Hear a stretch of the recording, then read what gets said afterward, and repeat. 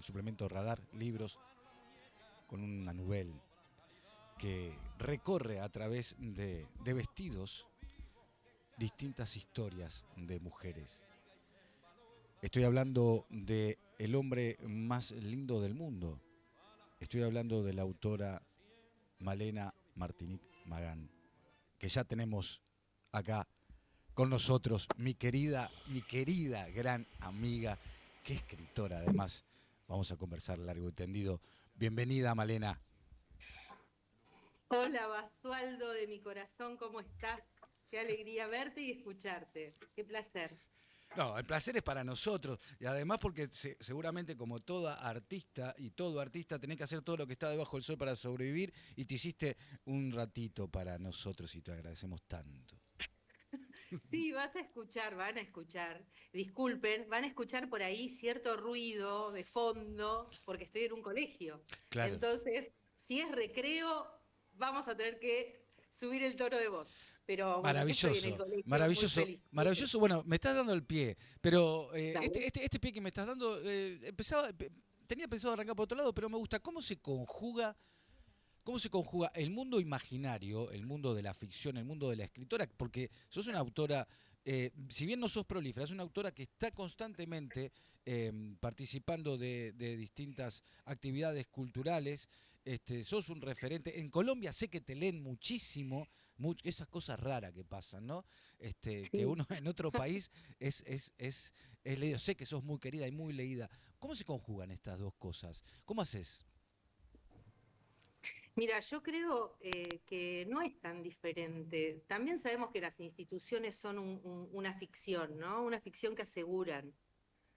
Una ficción que aseguran al otro. Siempre pienso la gestión desde ese lugar, la pienso desde una cuestión simbólica. A Entonces, ver. no me creo, digamos, la autoridad per se, Ujú. sino que sé que todo el tiempo mi rol como directora de una gestión de una escuela secundaria es una intervención Claro. para que el mundo de los otros sea un mundo más amigable, Ujú. para que haya otro tipo de referencia, para que circule la palabra, para que el aprendizaje sea más saludable.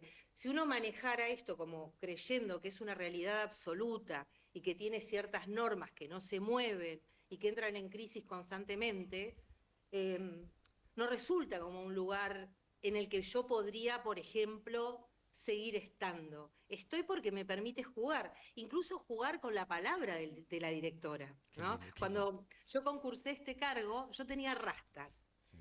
Y bueno, mucha gente, no mis amigos y mis amigas, porque nunca me hubieran dicho eso, pero otra gente me decía, che, con rastas vas a ser directora. Y yo decía, qué bueno construir autoridad con otra imagen. ¿No? Que ser directora no me lleve a un modelo hegemónico de directora. Lo mismo al dar la palabra, lo mismo al opinar, o qué sé yo, en mis primeras experiencias, yo estaba hablando con alguna chica, por ejemplo, en un pasillo y la abrazaba mientras le llamaba la atención de algo que yo pensaba que tenía que reflexionar.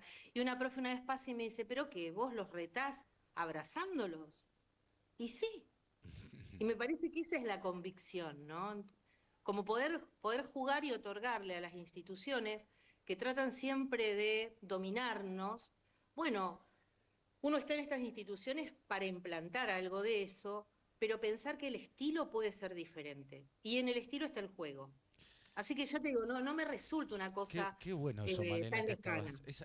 Me parece que la llave de todo esto, para ponerlo en términos también de nuestros Mm. queridos colombianos, este, la llave ahí está en la cuestión lúdica, en la cuestión del juego. Pero claro, naturalmente uno te lee, o por lo menos yo que te conozco desde un contexto literario, desde la literatura, y debieras darme la chance al menos de decir, qué bárbaro, qué capacidad que tiene esta mujer de ser varias simultáneamente, porque un gran talento, diría Abelardo Castillo, no es otra cosa que una profunda inutilidad para el resto de las cosas, ¿no? Sin embargo, parece que en tu caso no se cumple. Sos una gran escritora, reconocida internacionalmente. Imagino, claro, cuando estás en el colegio o hay alguna reunión o algo, alguna debe decir, pero mirá que Malena, con su perfil bajo, es una escritora internacional. Qué bárbaro, ¿no? Vos sabés que ahí, Seba, yo, sin querer ser reduccionista con lo que digo, pero creo que esa posibilidad a mí me la dio la vida, por el hecho de ser mujer A ver. y el hecho de tener que criar sola Ajá. y el hecho de tener que mantener mi hogar y el hecho de tener que alquilar y estudiar y formarme y hacer un posgrado y otro. Y para tener que cursar no tener a mis viejos acá en La Plata, mis viejos estaban en Trelew. Estar muy sola, muy...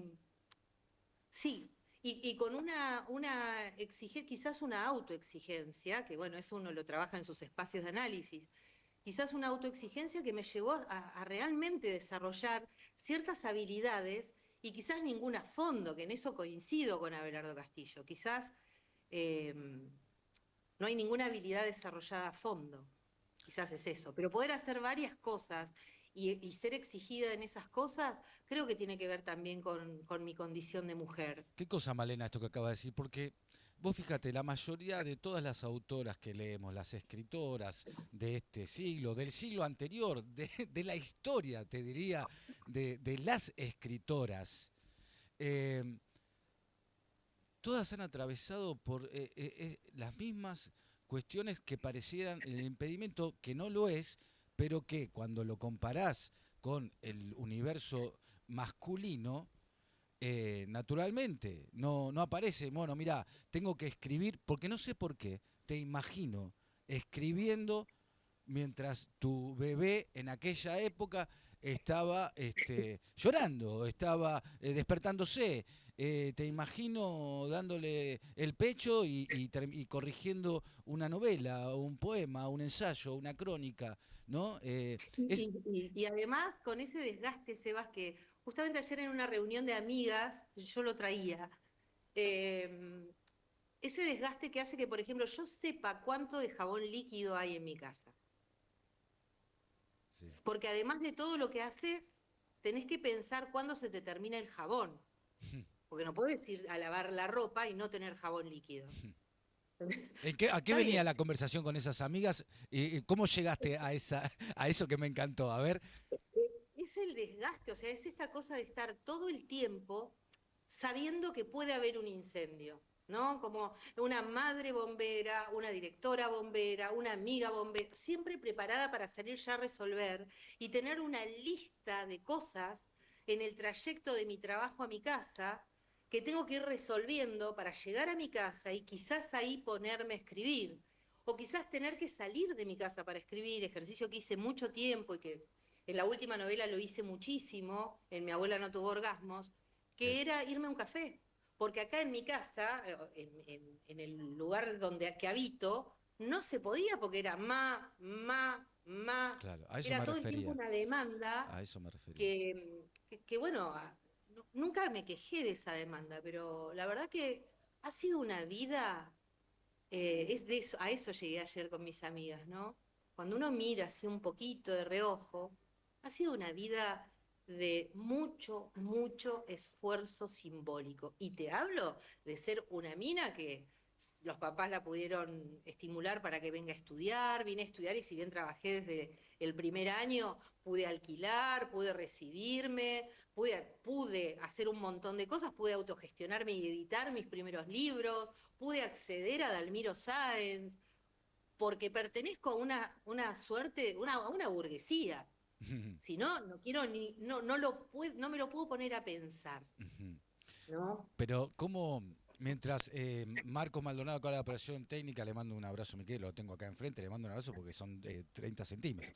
Le pido que vaya poniendo la placa para recordar esa nota en página 12 que escribí hace algunos años. Y mientras tanto, claro, porque podés tener ganas pero y no tener talento, Malena, pero encima en vos se conjuga un extraordinario talento. Acá tenemos la novela sobre las complejidades del amor, nota de página 12 sobre la novela de Malena. Vamos a hablar de Dalmiro, vamos a hablar de tus libros. Me encantó arrancar por acá esta cuestión de irte a un café. No es lo mismo, ¿viste? Yo tengo una amiga que me dice, desde que tuve hijos no dormí más. Pero después los hijos tenían 18, tampoco dormía, 35, tampoco dormía. Y es verdad eso, ¿no? Y mientras tanto, tenés que custodiar, y ahora vuelvo a vos, Malena, vuelvo a vos, ahora tenés que custodiar también tu talento, lo cual yo, lo sabés muy bien, admiro tu literatura porque me enseñaste a mirar cosas que, que no sabía mirar, que no había aprendido a mirar. Y por eso esta entrevista de hoy, ¿no? Qué lindo eso que decís. Em, Ha cambiado mucho el ambiente nuestro, ¿no? De los escritores y las escritoras. Ha cambiado para bien, creo. Y es muy lindo escuchar de alguien esas frases y reconocernos mutuamente, reconocer el laburo que es sentarse a escribir, ¿no? Sobre todo actualmente, en un mundo con todas las cosas tan resueltas, tan rápido. eh, son una suerte de abrazos que te estimulan, que te llevan bueno, a encontrarte en el otro. Gracias por decirlo. No, no, porque al contrario, gracias por sentarte a escribir, por tener esa misión de terminar un laburo y meterte en el otro y tener una madre como vos y una amiga como vos y una compañera de trabajo como vos, una militante como vos, qué lujo. Malena, recién poníamos en pantalla la nota de página 12 sobre el hombre más lindo del mundo. Sí. Contá un poquito de qué se trata ese libro. Es una novela que me llevó bastante tiempo en estos tiempos que tiene una mujer para escribir. eh, Me llevó bastante tiempo y un poco tuvo este intento de encuentro entre una pasión inexplicable que tengo. En general traté de explicar todas mis pasiones en mis espacios de terapia y análisis, pero esta pasión no la tengo todavía en claro, que es el tema de los vestidos, los ropajes, cómo me queda tan grabado, lo que me queda grabado de las personas que conozco, con las que me encuentro desde muy chica, era qué tenían puesto. Y siempre fue Hmm.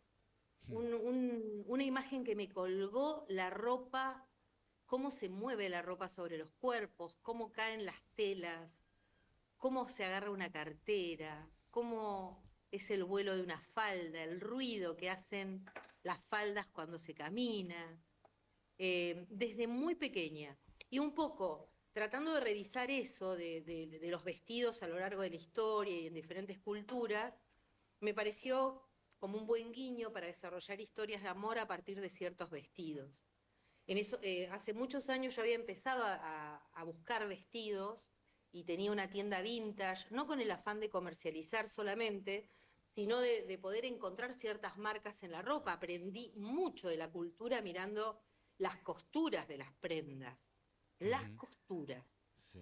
Eh, y bueno, a partir de eso surgió esta idea de, bueno, desarrollar a partir de una descripción de un vestido en bocas de una costurera, historias que tenían que ver con el amor, Ujú. siempre fallidas, no siempre dirigidas a, a un hombre, son todas mujeres, son 15 mujeres, Sí. no siempre dirigidas a un hombre, pero historias de amor que de alguna manera habían resultado fallidas o insuficientes, sabiendo hoy que lo insuficiente no necesariamente es fallido, No, claro. pero, pero no habían sido derroches de amor, Ujú. habían sido insuficientes. Quizás Cuando, eso les da la belleza, ¿no? claro, y de todas maneras, aclaro para nuestros teleoyentes y quienes nos están viendo, claro, no es, no son historias de amor bien fallidas o no, pero también hay, como tienen distintos niveles de lectura, ¿no? Porque eso es lo lindo que tiene tu literatura, que uno la puede abordar, puede profundizar de distintos lugares. Después hay cosas que a vos te importan sobre todas las cosas y haces hincapié ahí. Pero ahora, utilizando como excusa este gran libro, porque también me interesaría saber después qué te pasa con los libros que publicás y siguen su propio tránsito, si los sentís como ajenos o te seguís apoyando en ellos para seguir pensando la condición de la mujer, la condición del capitalismo, esta cuestión, me gustó esta cuestión de la ropa, me acuerdo hace muchos años, un periodista que ya no está, pero que fue fundador de Página 12, en una presentación radial también, no en la época del streaming, va una escritora muy conocida también, entonces este periodista dice, bueno, ahora tenemos en el estudio tenemos a tal persona que se vino vestida con un suéter negro, tiene una pollera, una falda muy linda, y un collar y unos zapatos, ta, ta, ta, ta, ta, ta. Entonces la escritora dice, bueno, muchas gracias. Ahora yo les quiero decir, dice al aire, que el periodista tiene un saco, tiene una camisa de tal color, tiene una corbata. Entonces después pregunta ella, dice, ¿por qué cuando se presenta a una mujer se la presenta a partir de cómo está vestida? Totalmente. ¿Qué, Sí, qué te genera eso? no, en realidad la ropa como uno de los múltiples modos de decir, también ha sido uno de los múltiples modos de prohibir Ujú, y también de rebelarse. ujú, Entonces es un espacio bastante amplio e interesante. ¿Qué sé yo? Justamente ayer leía la historia de Teresa ay, ¿cómo es el apellido? De la escritora anarquista, creacionista de Chile. Eh, y por ejemplo, ella, una de sus marcas de rebeldía fue usar pantalones y aprendió a usar pantalones acá en Argentina. Entonces siempre la ropa ha sido como este espacio, si bien de corsetarnos y de ponernos en determinados lugares, en ese lugar de la sensualidad de la ropa, eso de decime qué tenés puesto, ¿no? Como una violencia sexual. claro. Pero me parece que la ropa es mucho más que eso. Y me parece que ahí la posibilidad de poder decir desde la ropa y de poder contar historias desde la ropa es mucho más amplia que esa prohibición o ese encorsetamiento que vivimos las mujeres y que vivimos en la actualidad. Me interesa mucho ver cómo va el tema de la ropa, cómo nos vestimos, cómo se están vistiendo las nuevas generaciones, qué está pasando con esto de la yoguineta y la pupera. ¿Qué, Hay como qué, qué hay ahí una detrás, no? semiología del vestir. Me encanta, Malena. Absolutamente. Me encanta. Absolutamente en Latinoamérica, cómo ahora nos vestimos más parecido a otros países latinoamericanos, qué está pasando en Europa con los vestidos, cómo también muta a partir de la inmigración, qué pasa en Oriente con los vestidos y qué pasa en Oriente con el ingreso de los modelos hegemónicos occidentales. Es ¿Y qué como pasa con el súper rico, erotismo ¿no? también, no? ¿Qué pasa con el erotismo? ¿Qué pasa con el respeto hacia el cuerpo Sí. del otro también? El plano de la Ujú. fantasía. Son tantas cosas, ¿no? Porque la ropa también tiene que ver con un ritual, con un rito. No te vestís igual para ir el domingo al cine con tu Exacto. pareja si o tenés 40 años, si tenés 50, o si tenés 60, o si vas a bailar o no vas a bailar. Digamos, hay algo, ¿no? Que está, y corregime si me equivoco, siempre estoy pensando, señoras y señores, siempre estoy pensando en este libro de Malena que se llama El hombre más lindo del mundo, que lo tienen que leer. Estoy pensando en la diferencia entre los varones y las mujeres dentro de un sistema capitalista, ¿no? Siempre Ujú. lo marco en eso, porque hablábamos de Oriente, pero entran en juego también las cuestiones sionistas, otras cuestiones, ¿no? Sí, sí, y también el tema, obviamente, de la ecomoda, ¿no? Y pensar en la cantidad de ropa tirada en montañas y montañas, por ejemplo, en el norte de Chile, ropa de desecho, y en otros lugares gente que no tiene que Ah, ponerse. contá eso. Y en, Un día y- lo leí. Creo que escribiste algo sobre eso, leí una nota o algo. Contá sí, lo que me acuerdo que me sorprendió bastante cuando leí esa nota tuya.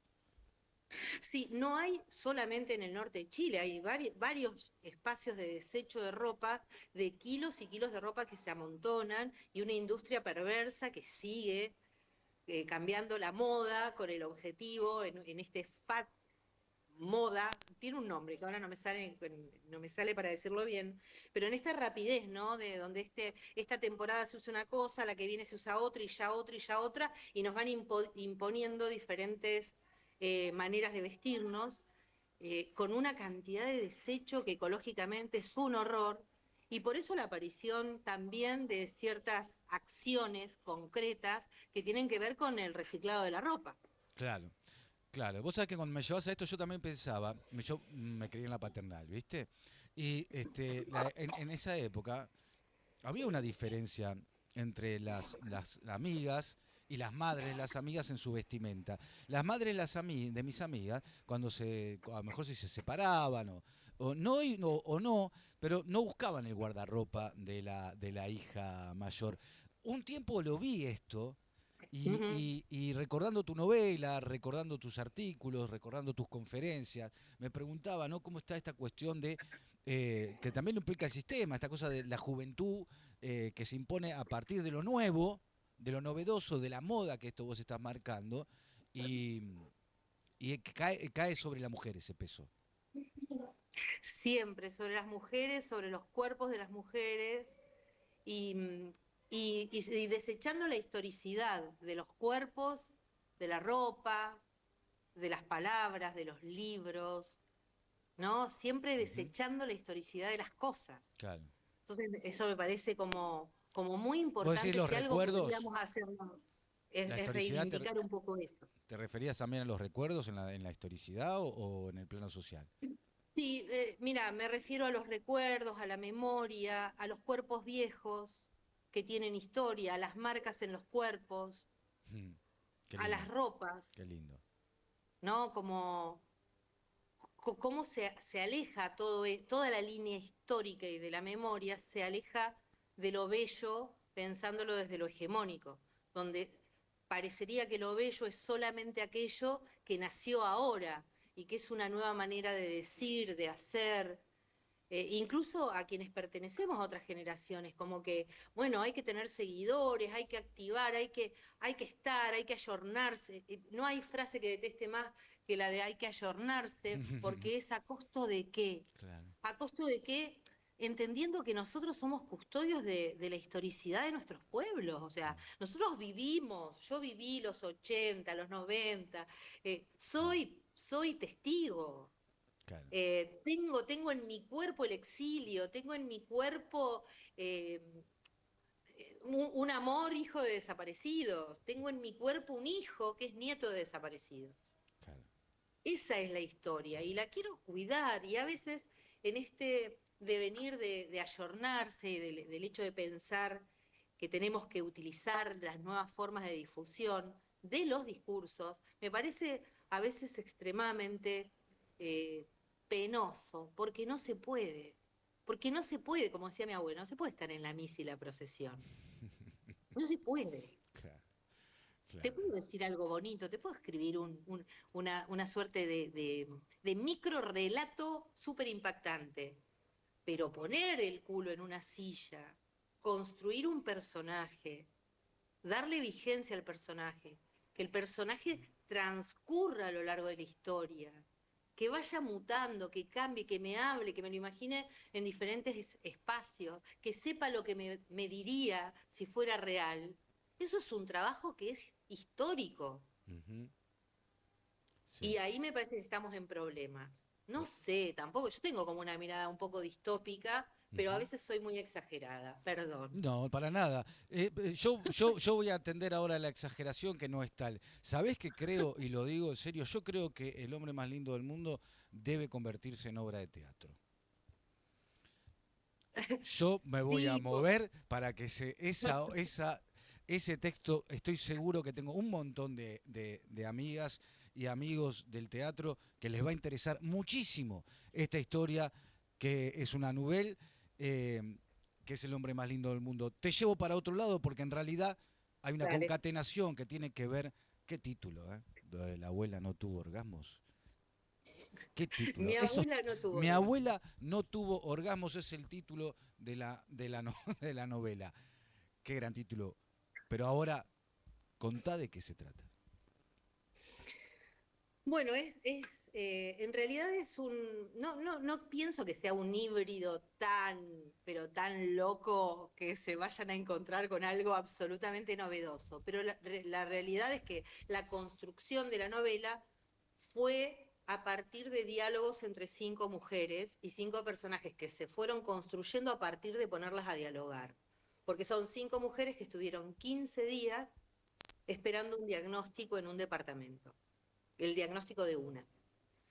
Y bueno, aparecen sus historias desde infancias, mujeres de entre 30 y 50 años, amigas, la profunda relación que pueden tener mujeres al hablar de todos los temas, hasta darse vuelta como una media y dejar los órganos para afuera, el miedo a la muerte, el desencanto, la recuperación del amor, los cuerpos que ya no son aquellos cuerpos que ellas nunca creyeron que tuvieron, porque además les pasa eso a estas mujeres. Hoy están atravesando una edad que no es la edad de la juventud, pero cuando se recuerdan jóvenes, tampoco amaban sus cuerpos. Claro.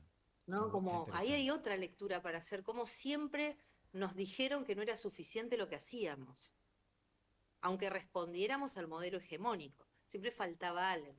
Mm. Y bueno, son 5 mujeres, imagínate lo que se desarrolla la historia de ellas, se desarrollan situaciones de mucha tensión, de mucho amor, de mucha emoción, de silencio, de jugar. Eh, hay uno de los personajes que todo el tiempo trabaja el sarcasmo y es muy dura, Ujú. y estas amigas se lo permiten. Vos te llevas Entonces bien con ahí el hay sarcasmo. con esa me llevaba, este, era maravillosa. Incluso tenía amigas que me decían, ¿qué haría Valia si le pasa esto? Y yo les decía lo que haría el personaje, un personaje siniestro, precioso, precioso. Así que un poco trata de eso, trata de esperar un diagnóstico con todo lo que conlleva, porque la amiga que está atravesando en su cuerpo esta espera del diagnóstico, además está recién operada y nos cuenta qué le está pasando a su cuerpo con esta marca de una operación reciente enorme. Así que bueno, se trabajan todas estas cuestiones. A veces es como, estoy como muy de leer ensayos yo en este momento de mi vida. Y a Sí. veces es Pero como que tiene, tu se vuelve un literatura tiene ensayo mucho de eso, poético. mucho de tesis, mucho de idea, mucho Sí. nadie queda ileso a partir de entrar en tu universo narrativo. Em, y qué te pasa con el universo de los varones en términos literarios en tu propia literatura? Hasta ahora venimos hablando, aunque no me contestaste por qué mi abuela no tuvo orgasmo, cuál sería el disparador, pero ¿qué pasa ahí? ¿No? Eh, Porque venimos, bueno, Sí, haciendo diferencias constantemente, ¿no? sí, mira, ahora recién en estos momentos de mi vida estoy trabajando en una novela donde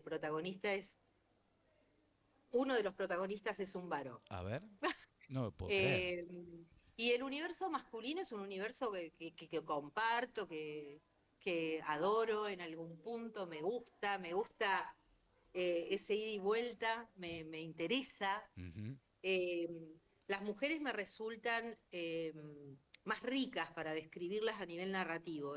Sí, Son personajes riquísimos, riquísimos. Quizás por esto de tener que estar en varias, ¿no? claro. Siempre hay Quizás por varios eso. personajes, siempre, tu narrativa siempre tiene que ver con muchas mujeres que terminan siendo una, pero como especies de movimientos de eclipse, como satélites, son muchas mujeres que terminan siendo una, y eso Sí, para un personaje de varón, siempre hablando en términos literarios, ¿no? Eh, sí, sí, por supuesto. Me parece que no funciona igual, ¿no? No, no. Ahora encontrarme con una narrativa que es la que estoy desarrollando ahora. Estoy en una etapa también de investigación, un poco, estoy bastante complicada con eso. Estoy en esos momentos en que no quiero escribir, que no me produce placer y todo eso, pero estoy poniendo mi cuerpo para poder desarrollar el personaje en realidad de un varón protagonista y de 3 varones que acompañan también, y bueno, algunas mujeres, pero para mí es una novedad. Siempre como que apareció una voz muy femenina, complicada, aguerrida, que, que además esta voz, desde que empecé a escribir, que era muy, muy joven, era una voz que se me aparecía denunciando. Y el título de Mi abuela no tuvo orgasmos es una denuncia, Sebas, porque mi abuela no tuvo orgasmos. Ajá. ¿Cómo es eso? Porque mi abuela fue violada el día de su casamiento. Ajá, claro. porque no quería tener sexo, Ajá. porque todos se ¿Y a burlaban. cuántas Ella, mujeres les habrá pasado lo mismo? ¿O cuántas generaciones, digo, más que mujeres particulares, sí, ¿no? y ella lo que había narrado con unas amigas, yo cuando era chica iba mucho a las reuniones de mi abuela y sus amigas. Mi abuela era una burguesa de clase media acomodada en Chile y, y aparecían estos mandatos, ¿no? Como, bueno, casarse por supuesto virgen, de blanco. Claramente hubo mujeres que fueron unas desobedientes. El caso de mi abuela no. Mi Ujú. abuela fue desobediente en lo académico, pero no como mujer y con su sexualidad. Y esta narrativa de la noche de bodas y la fiesta y la ilusión, y empezaba a pasar la hora, y llegaba el momento de irse a tener sexo por primera vez, y la broma de la familia y la mirada de las amigas, lo chiquitito, lo que en un casamiento no te darías cuenta, pero que a estas mujeres les pasaba, la llegada al hotel, generalmente el hotel del pueblo, a pasar esa noche porque al otro día iban para Córdoba, entrar al baño, sacarse el vestido sola e ir a la cama Claro, y ver por primera vez un pene. claro, claro. Bueno, estas amigas que escuché muchas veces en estas narrativas, eh, donde quedar embarazada era un horror, donde quedar embarazada por fuera del vínculo matrimonial tenía como efecto directo ir a un convento, encerrarte, dar al niño, historias, les conozco la cara a mujeres que vivieron eso y un poco en homenaje a ellas fue el título. Y la abuela de una de las protagonistas se hace presente en algunos relatos de este tipo, ¿no? Que no de la misma manera, pero bueno, en los 80, en los 90 fueron sostenidos también como rigurosos en relación a la sexualidad femenina y sobre todo el goce, ¿no? Algo que no Eh, se podía permitir, la mujer. no, y no se podía permitir que una mujer gozara. Claro. Ujú. Esto de ir a un boliche y tener que estar todas en rueda y pasaban los varones a mirarnos los cuerpos, Ujú. y si te sacaban a bailar, y si no, planchabas toda la noche, era la frase. Planchabas Las toda la personas de noche. mi, sí, las personas de mi generación saben de lo que hablo. Y de todos los dolores que esto conlleva, ¿no? Planché toda la noche, es que no fuiste deseada, porque no respondías a ciertos ¿Y modelos. qué genera eso, Malena? ¿O qué generaba eso? A ver, planchaste toda la noche y te empezás a culpar a vos misma o culpás al... Resentimiento, resentimiento. Creo que eso genera. Creo que o te amoldás y estás toda la vida peleando para cubrir con las expectativas que se te imponen, o resentimiento. Pero antes de, no hay una escala previa al resentimiento y es, bueno, planché, no soy deseada, la culpa es Obvio, mía, yo no soy claro. deseada. No es que hay un sistema que No. impone y uno, el vínculo que empieza a desarrollarse desde muy joven en la mujer en este plano es terrible porque eh, se pregunta por qué no soy deseada, como si fuera una culpa. Sí, digamos, esta cuestión del modelo hegemónico en el tipo de cuerpo, el modelo hegemónico en el tipo de sensualidad, en las marcas de la ropa, en los modos de vestirse, en los modos de ejercer la sensualidad en lo privado y en lo público. Claro, La marca romantizadora de la liga y el uso de la liga y la ropa ujú, erótica, por ejemplo. claro. Eh, Sí, cosa que no cae sobre los varones. Ahora sí, cambió todo, pero Ahora, ahora mira, está muy... ahora lo que sí está viendo, Sebas, es como una cuestión muy interesante que veo en los pibes. Estoy hablando de clase media, eh, un modelo hegemónico en los cuerpos de los varones. ¿Cómo El eso? capitalismo no para, No, no para. no. Ahora, en cada curso tenés dos chicos, 2 estudiantes en cursos de 30, ponele que no van al gimnasio. El resto va al gimnasio, come proteínas, consume proteínas, corre Y los que no van planchan. y apuesta. Y apuesta. Los que no van planchan. Y los que no van son los llamados inceles, ¿no? Los Outsider. que no van a ser So- elegidos. ¿Serán poetas esos? Tendrán A lo ganas mejor. y andarán en Es mi bici. esperanza, ¿eh? Irán a buscar a la novia en bicicleta y la esperan Es en mi el. esperanza. Yo creo que esa es mi esperanza. eh, que no se adapten, ¿no? Como hubimos muchas mujeres que no nos adaptamos en su momento. No, Es mi esperanza. Pero ahora es el capitalismo que no para, no para. Va a tener nuevos clientes. ustedes se preguntaban al principio de la entrevista con Malena Martinic Magán por qué esta cuestión de que además de trabajar como directora en una institución, se dedica a escribir buenos libros. Como se habrán dado cuenta escuchándola, su literatura no tiene nada de condescendiente, es frontal, como una pared sin revoque, Malena. Eh, y además tiene una cuestión extraordinaria. Por eso yo recomiendo febrilmente que busquen sus libros, la busquen en las redes sociales. Es hermoso escucharla hablar. He tenido un montón de oportunidades en Bogotá, por ejemplo, donde sé que sus libros se publican y se leen muchísimo. Después nos vas a dar las redes sociales para que te puedan contactar.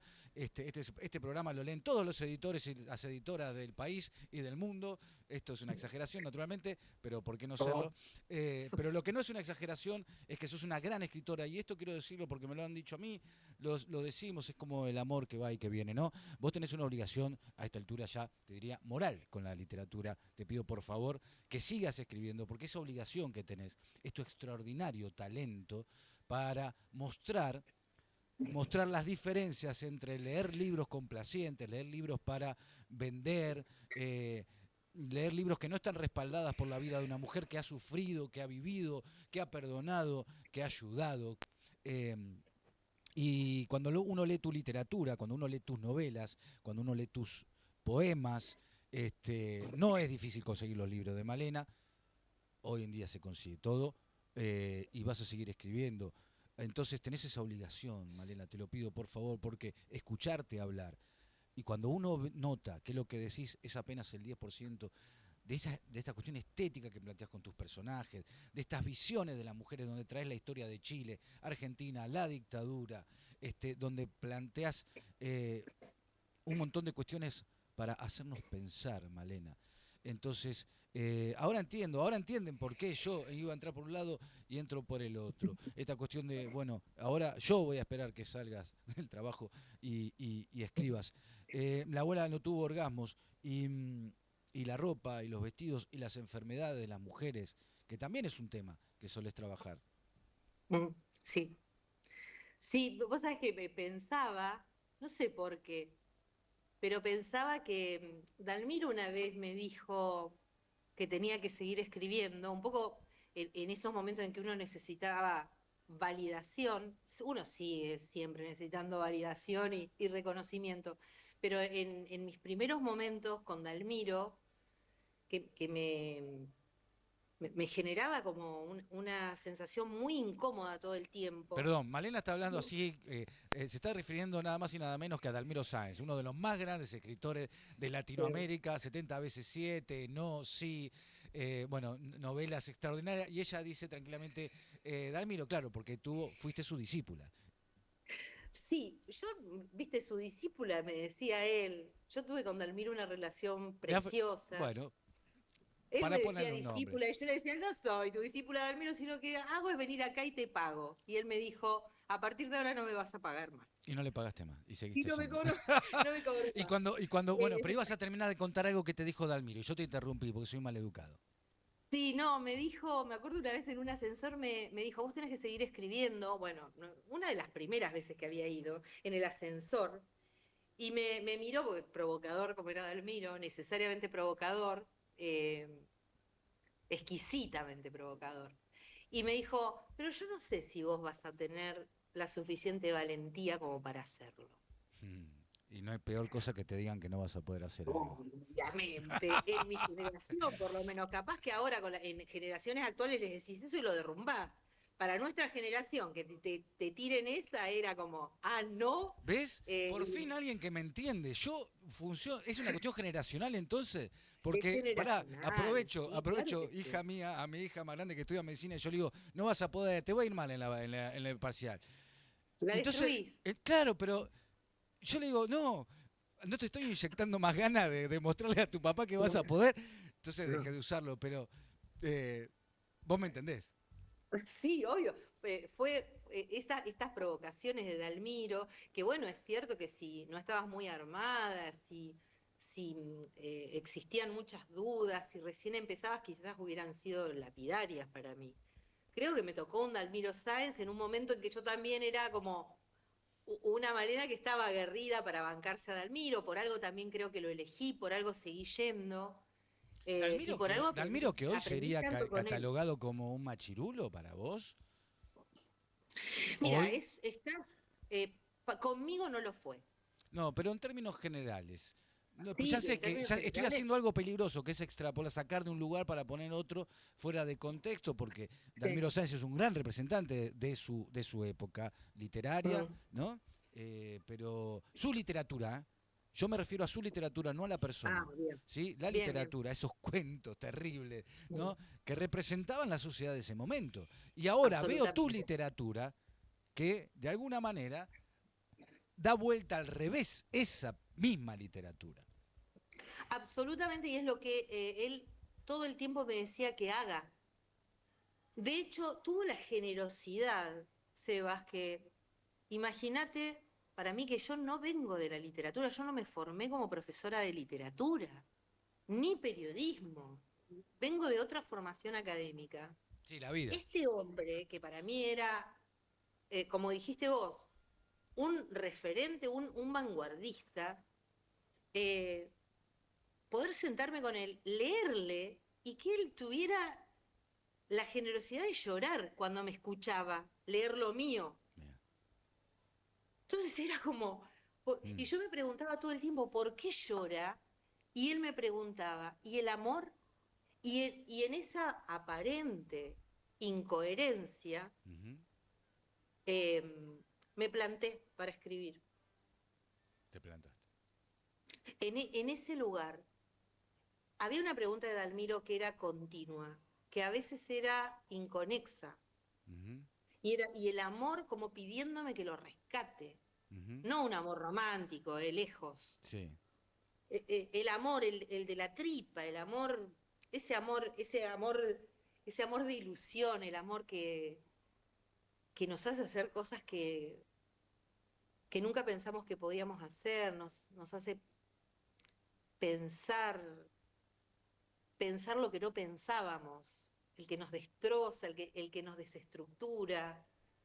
Eh, Bueno, casi que estás hablando de tu literatura, porque uno lo que siente al leerte, o cuando uno compara, cuando te he visto dar conferencias, te he escuchado como mero público, pero cuando uno lee tu literatura, pareciera ser, y quizá me equivoco, pero uno tiene la sensación de que le volvés a dar una vitalidad a las palabras, porque es en ese espacio de literatura, en ese contexto donde, donde se pueden decir cosas que en el habla, incluso en una entrevista como esta, se pierde, ¿no? En cambio, en la literatura, en tu propia literatura, pasa justamente esto que estás diciendo, ¿no? Fíjate hasta qué punto nutriste tu vínculo literario con Dalmiro. Qué interesante, ¿no?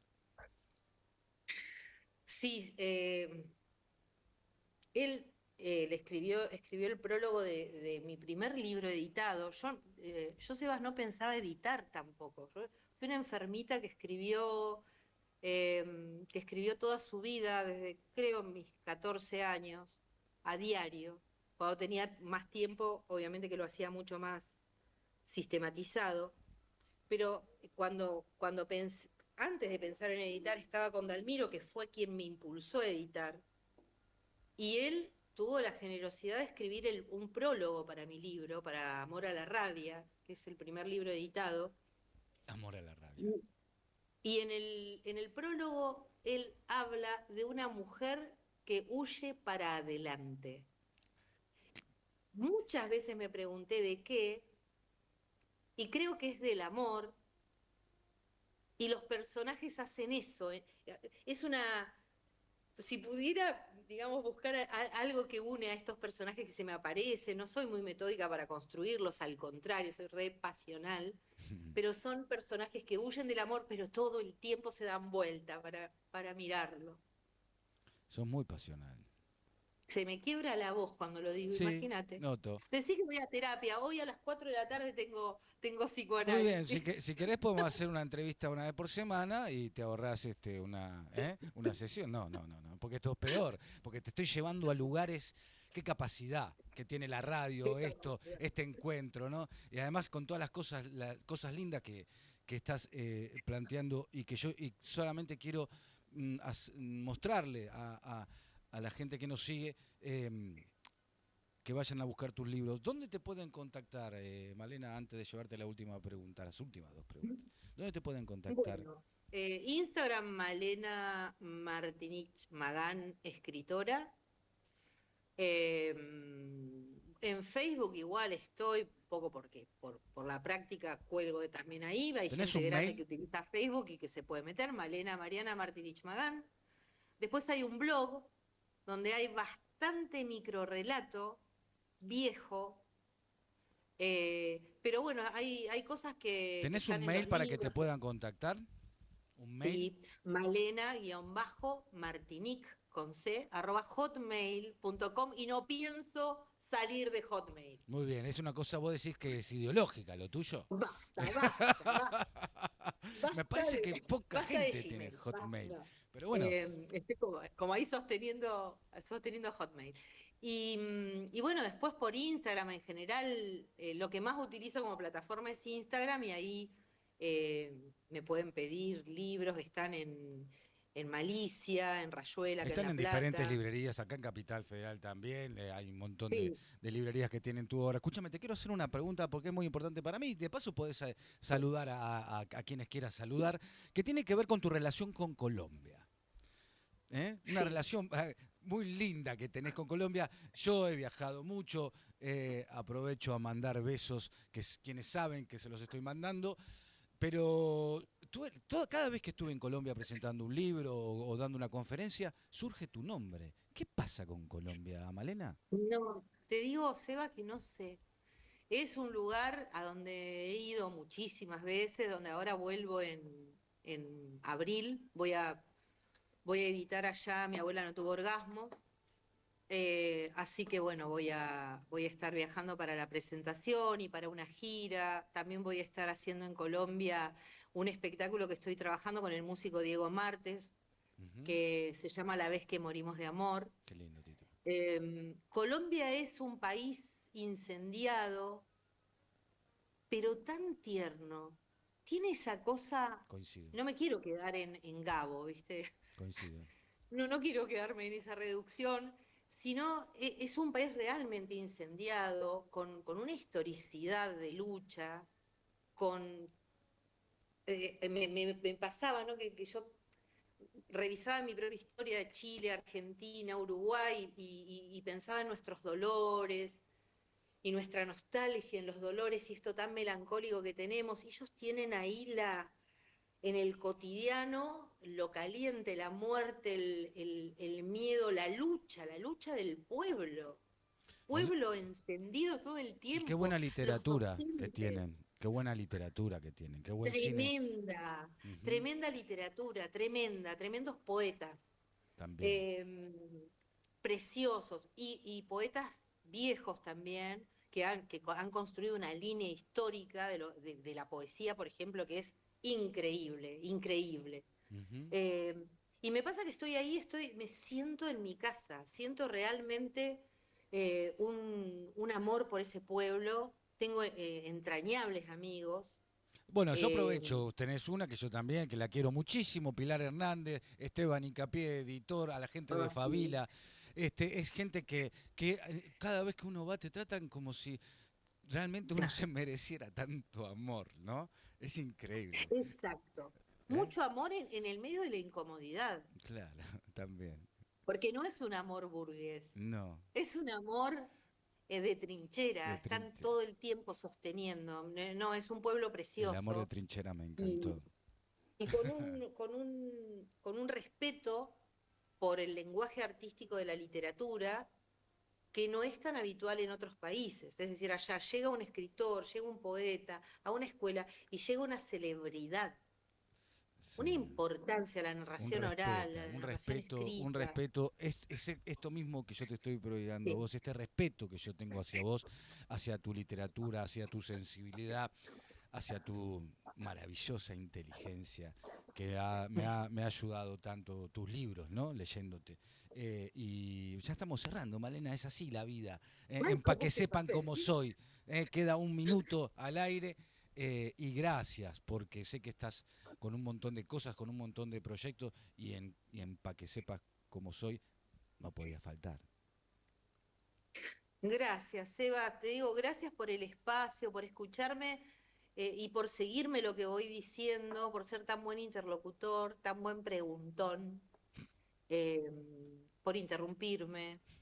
Eh, Habla muy bien de un buen diálogo cuando hay interrupciones. Así que te lo agradezco, pero tremendamente. Sabés que te quiero, que también lo mío no es que acá tiremos flores al conductor, pero sabés que tus libros me los he leído, me los he devorado, haciéndote devoluciones al otro día porque no dormí, leyendo.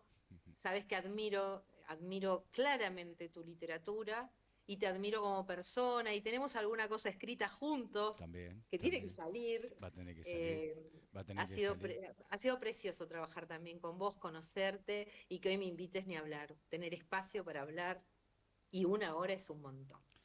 Te Más quiero que mi analista y no te pagué. y no me vas a pagar. Te quiero mucho, Y no te- te quiero mucho. Señores, para que sepan cómo soy, Malena Martinic, te mando un gran abrazo. Nos vemos pronto.